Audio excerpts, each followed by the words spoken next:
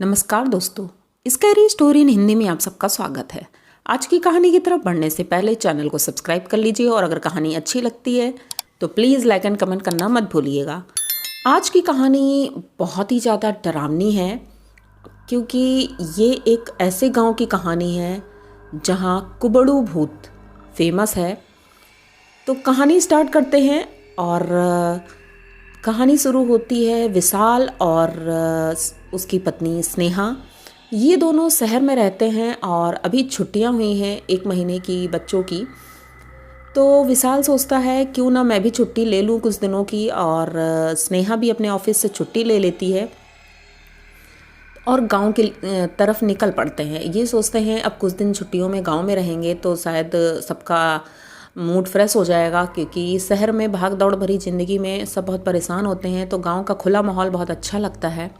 यही सोच करके ये दोनों और इनका एक बेटा होता है, तो ये तीनों लोग गांव पहुंचते हैं। गांव में उनके चाचा चाची रहते थे, तो ये लोग भी जाते हैं। और सबसे बड़ी बात ये थी कि इनका जो घर था गांव में वो खेतों के बीच में बना हुआ था। बहुत बड़ा घर था, अच्छा घर था, लेकिन खेतों के बीच में बना हुआ था। ये इनके लिए और भी अच्छा था क्योंकि खेत देखना सुबह सुबह उठ करके बहुत अच्छा लगता। भाई शहर के लोगों को ये सारी चीज़ें बहुत अच्छी लगती हैं। वही हाल था विशाल का। तो पहले दिन ये शाम को पहुंच जाते हैं और खाना वाना खाकर सो जाते हैं। इंतज़ार करते हैं सुबह होगी तो हम जल्दी से खेतों की तरफ जाएंगे और नए नए नज़ारे उनकी फ़ोटो क्लिक करेंगे। ये सारी चीज़ें ये सोच ही रहे थे। तभी रात में जब खाना खाने के बाद ये बैठे अपने चाचा जी से बात कर ही रहे थे, तभी बहू बोलती है कि चाचा जी हम लोग सोच रहे हैं अब खाना खा लिया है, थोड़ा सा बाहर वॉक पे चले जाएं। तो उनके चाचा जी अपनी बहू स्नेहा की तरफ देखते हैं और बोलते हैं कि बेटा बाहर नहीं जाना है क्योंकि अभी गांव का माहौल कुछ ठीक नहीं है। आप जाओ चाची के पास, वहीं पर बैठो, बातें बातें कर लो, सुबह देख लेना, बाहर घूम लेना। तो वो बोलती है नहीं चाचा जी मेरी आदत है रात को खाना खाने के बाद मैं थोड़ा सा वॉक करती हूँ। तो वो बोलते हैं ठीक है छत पर चले जाओ। अब विशाल बोलता है चाचा जी ऐसे रोक क्यों रहे हैं। चाचा जी से पूछता है वो कि आखिर चाचा जी बात क्या है, आप बताइए, गुस्सा क्यों हो रहे हैं। हम लोग ठीक है बाहर नहीं जाएंगे, लेकिन आप बात बताइए बात क्या है। तो चाचा जी विशाल से बताते हैं कि अभी कुछ दिनों से गांव में एक खबर फैली है और लोग डर भी बहुत रहे हैं। ये सोच लो कि सबका जीना मुश्किल हो गया है। ये रात के समय एक कुबड़ू भूत है जिसने सबको बहुत परेशान करके रखा है। एक आदमी तो मर चुका है, उसकी जान चली गई है। वो बहुत डराता भी है और लोगों के घरों से खाना भी खा जाता है, और इतना भयानक है देखने में कि उसे तुम देख लोगे तो खुद ही डर जाओगे बहुत ज़्यादा। और कोई भी जंगल की तरफ जाता है तो वो जिंदा वापस नहीं आता है। अब विशाल बोलता है क्या चाचा जी आप भी इस ज़माने में आप ये सारी बातें करते हो, ऐसा कुछ भी नहीं होता है और ये सब फालतू की बातें हैं। तो चाचा बोलते हैं कि नहीं बेटा फालतू की बातें नहीं हैं, क्योंकि मैंने खुद ये चीज़ महसूस किया है कि जंगल के समय रास्ते में शाम को जल्दी अगर वहाँ से नहीं आते हैं तो कुछ अजीब अजीब सी आवाज़ें आती हैं। तो विशाल बोलता है कि ठीक है चाचा जी मैं आपकी बात काट नहीं रहा हूँ, लेकिन मैं भी ये चीज़ें देखना चाहता हूँ कि आखिर ये सच है कितना कितना झूठ है। तो वो बोलते हैं ठीक है तुम देख लेना, लेकिन फ़िलहाल सो जाओ जाके और बहू को भी लेकर जाओ। तो विशाल बोलता है कि स्नेहा चलो आराम करो चल के, और हम लोग कल दिन में घूम लेंगे। स्नेहा का मुंह थोड़ा उतर जाता है, वो अपने रूम में जाती है और लेट जाती है। लेकिन तभी अचानक से जब आधी रात हो जाती है तो स्नेहा पानी पीने के लिए उठती है, तो सामने खिड़की खुली हुई थी।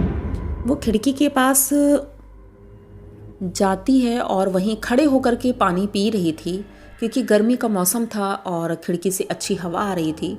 तो वहीं खड़े खड़े वो बाहर देख रही थी और मौसम बहुत अच्छा दिख रहा था, बाहर से ठंडी हवा आ रही थी। तो वो वहीं पर खड़ी हो जाती है और खड़े खड़े बाहर देखती रहती है।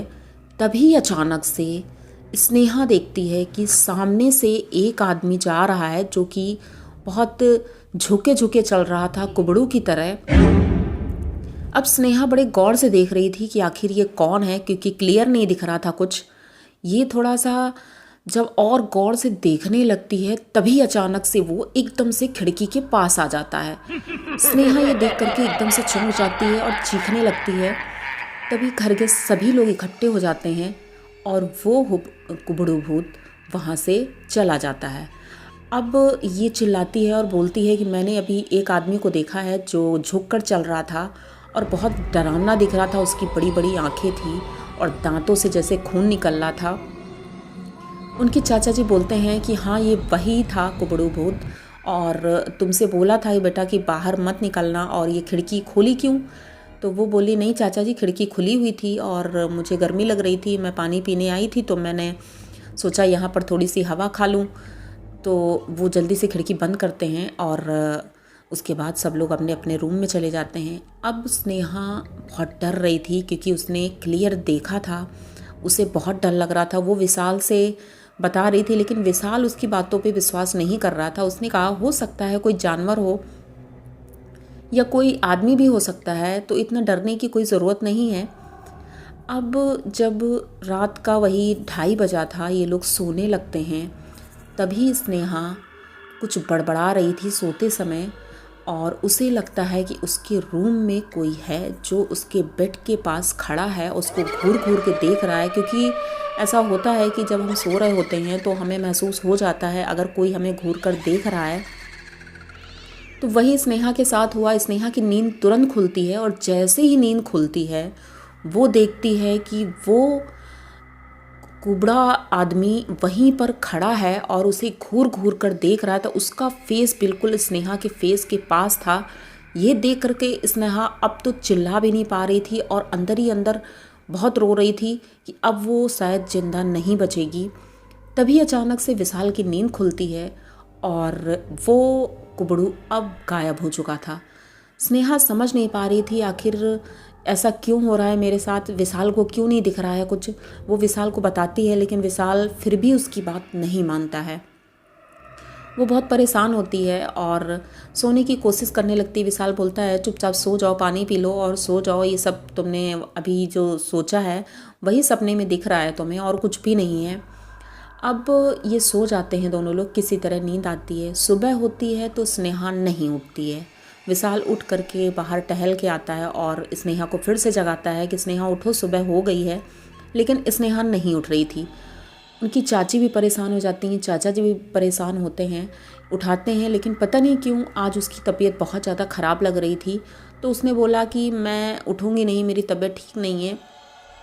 उसके सर में बहुत दर्द था और शरीर भारी भारी लग रहा था। तो चाचा जी बोलते हैं कि ये डर गई है, शायद इस वजह से ऐसा हो रहा है। तो वो थोड़ा सा उतारा करते हैं और उसके बाद स्नेहा उठ तो जाती है, लेकिन अब वो थोड़ा अजीब बिहेव कर रही थी। वो खाना नहीं खा रही थी। बाहर जाती है जंगल की तरफ और एक पेड़ के नीचे बैठ जाती है, वहीं बैठी रहती है। अब पता नहीं ऐसे कब तक बैठी रहेगी, विशाल ये पूछता है, क्योंकि बार बार वो जब बुलाने जा रहा था तो वो आ ही नहीं रही थी। तभी दोपहर हो जाती है। अब विशाल बहुत परेशान होता है और उसे छोड़ करके चला जाता है कि ठीक है, जब तुम्हारा मन होगा तुम आ जाना घर।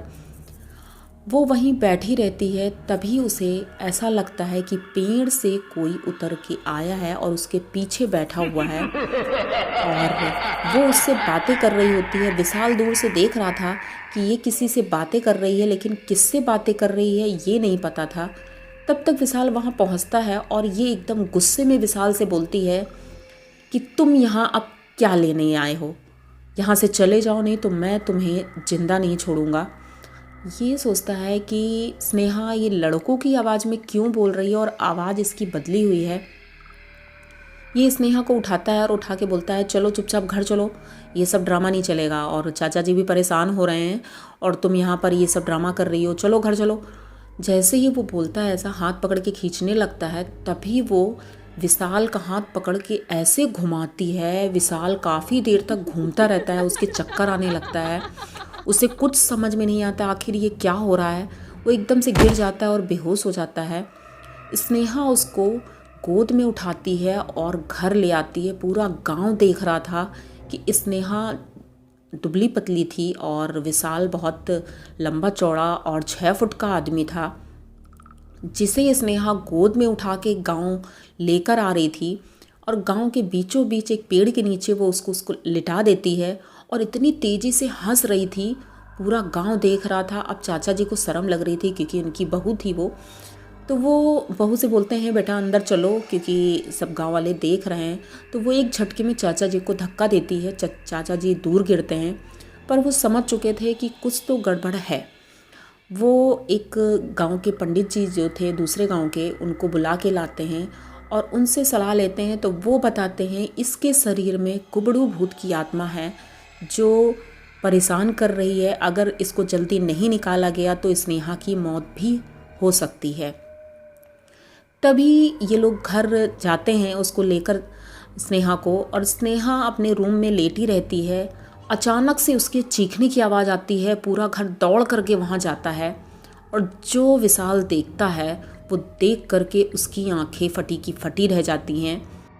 अगर आपको ये कहानी यहाँ तक अच्छी लगी हो तो प्लीज़ चैनल को सब्सक्राइब करिए, लाइक कमेंट करिए, शेयर करिए और आगे की कहानी जानने के लिए हमारे साथ बने रहिए। मिलते हैं कहानी के नेक्स्ट पार्ट में। Thank you.